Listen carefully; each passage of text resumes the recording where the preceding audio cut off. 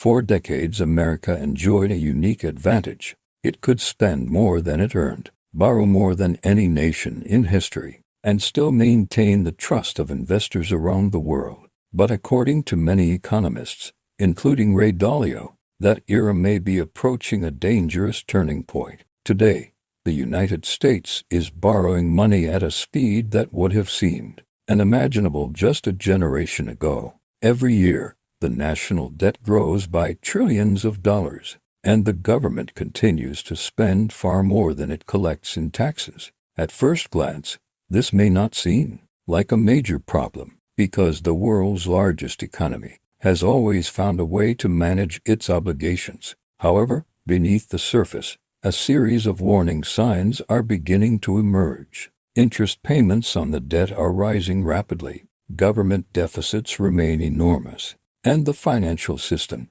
is becoming increasingly dependent on continuous borrowing. The question many people are starting to ask is simple but unsettling. What happens if the United States eventually reaches a point where it can no longer borrow as easily as it does today? To understand the magnitude of the situation, we need to look at how the debt became so large. Over many decades, both political parties contributed to expanding government spending. Wars, economic stimulus programs, tax cuts, infrastructure projects, entitlement programs, and emergency responses all added to the national debt. During periods of economic growth, there were opportunities to reduce deficits, but those opportunities were often missed. Then came major crises. The 2008 financial crisis required massive government intervention. The pandemic years brought unprecedented spending programs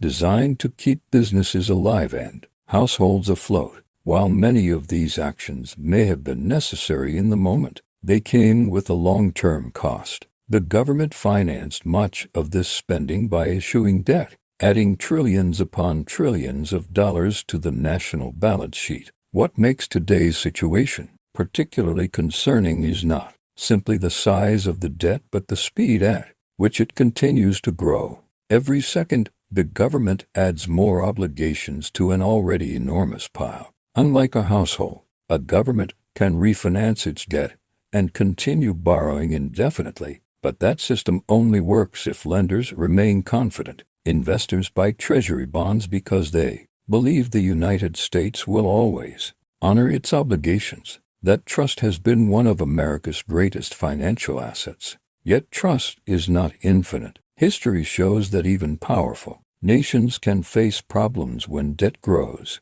faster than their economic capacity to support it. One of the most overlooked aspects of the debt crisis is interest payments. Imagine carrying a credit card balance that becomes larger every year. At first, the monthly payments seem manageable. Eventually, however, the interest itself becomes a major burden. The United States is entering a similar phase, as interest rates have risen from the ultra-low levels seen during the previous decade. The cost of servicing the national debt has exploded. The government now spends hundreds of billions of dollars annually just to pay interest. That money does not build roads, improve schools, strengthen national defense, or create new opportunities. It simply covers the cost of past borrowing. The larger the debt becomes, the more tax revenue must be diverted toward interest expenses. Ray Dalio has often described debt cycles as one of the most powerful forces shaping economies. In the early stages of a debt cycle, borrowing can create prosperity. People buy homes, businesses expand, governments invest, and economic growth accelerates. But eventually, debt accumulates faster than income. At that point, the economy becomes increasingly fragile because growth depends on even more borrowing. The system starts requiring larger and larger amounts of debt to generate the same level of economic activity. This is where many experts believe the United States is heading. Each new dollar borrowed appears to generate less economic benefit while adding more long-term risk. Another challenge comes from demographics. America's population is aging. Millions of baby boomers are retiring, which means more people are receiving benefits from programs such as Social Security and Medicare, while a relatively smaller workforce supports those programs through taxes. These obligations represent enormous future costs that are already built into the system. As healthcare expenses continue rising and retirement populations expand, government spending pressures are likely to increase further. This creates a difficult equation. Either taxes must rise, spending must be reduced, borrowing must increase, or some combination of all three will eventually be required. Many people assume the Federal Reserve can simply solve the problem by printing money. While central banks do have powerful tools, money creation comes with consequences. If too much money enters the system without corresponding economic productivity, inflation can accelerate. Inflation acts like a hidden tax because it reduces purchasing power. Consumers pay more for food, housing, energy, healthcare, and everyday necessities. In recent years, Americans experienced firsthand how painful inflation can become. Although inflation has moderated compared to its peak levels, the experience reminded people that monetary solutions often carry significant side effects. The global role of the U.S. dollar adds another layer to the story. For decades, the dollar has served as the world's primary reserve currency. Countries around the globe use dollars for trade, savings, and financial transactions. This status creates extraordinary demand for U.S. debt because foreign governments and institutions often hold Treasury securities as reserves. However, some nations have begun exploring alternatives. While the dollar remains dominant, conversations about diversification are becoming more common. If global demand for U.S. debt weakens over time, borrowing costs could rise further, creating additional pressure on government finances. Critics sometimes argue that debt doesn't matter because America has always managed to handle it before. There is some truth to this perspective. Predictions of financial collapse have appeared many times throughout history. Its economy remains one of the most innovative and productive in the world. American companies continue to lead in technology, finance, healthcare, and numerous other industries. Yet resilience should not be confused with invulnerability. Strong nations can still face difficult adjustments. When long-term trends become unsustainable, consider what happens if investors begin demanding compensate for increased risk. Higher government borrowing costs ripple throughout the economy. Mortgage rates can rise. Consumer credit becomes harder to obtain. Economic growth slows. This creates a dangerous feedback loop because slower growth often reduces tax revenue while increasing demands for government support programs. The government may then need to borrow even more money to cover shortfalls, accelerating the cycle further. Some economists believe the most likely outcome is not a sudden collapse, but a gradual decline in living standards. Instead of one dramatic event, Americans could experience years of slower growth, higher taxes, elevated inflation, and reduced government flexibility. This type of adjustment may be less visible than a financial crisis, but it can still have profound consequences. Younger generations could find it harder to afford homes. Retirement security could become more uncertain. Public services could face increasing financial pressure. Economic opportunities might become more limited than previous generations enjoyed.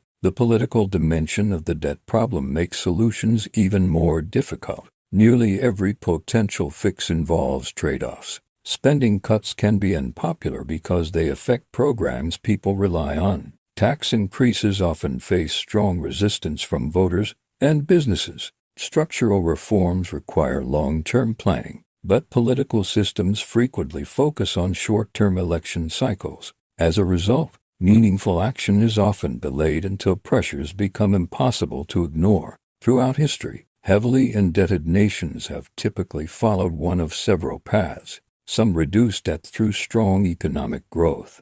Others rely on inflation to gradually reduce the real value of obligations. Some implement austerity measures involving spending cuts and tax increases. In extreme cases, countries restructure debt or experience financial crises. The United States is not necessarily headed toward the most severe outcomes, but the range of possibilities illustrates why debt levels matter. Choices become more limited as debt grows larger. What makes this moment particularly significant is the convergence of multiple challenges: rising interest costs, aging demographics, geopolitical competition, entitlement obligations, political polarization, and persistent deficits are all occurring simultaneously. Individually, each issue might be manageable. Together, they create a complex environment where financial mistakes become increasingly costly. This is why figures like Ray Dalio continue warning that debt dynamics deserve more attention than they currently receive. For ordinary Americans, the debt issue may seem distant, but its effects can be surprisingly personal. Inflation affects grocery bills, interest rates affect mortgage payments, government finances influence taxes, healthcare, retirement benefits, and economic opportunities. Even if most people never read a Treasury report or follow bond market developments, they experience the consequences indirectly through everyday life. Understanding the debt story is therefore not just about government accounting. It is about understanding forces that shape the future financial landscape for millions of families. The reality is that no one knows exactly how this story ends. America has overcome enormous challenges before. It possesses vast resources, innovative businesses,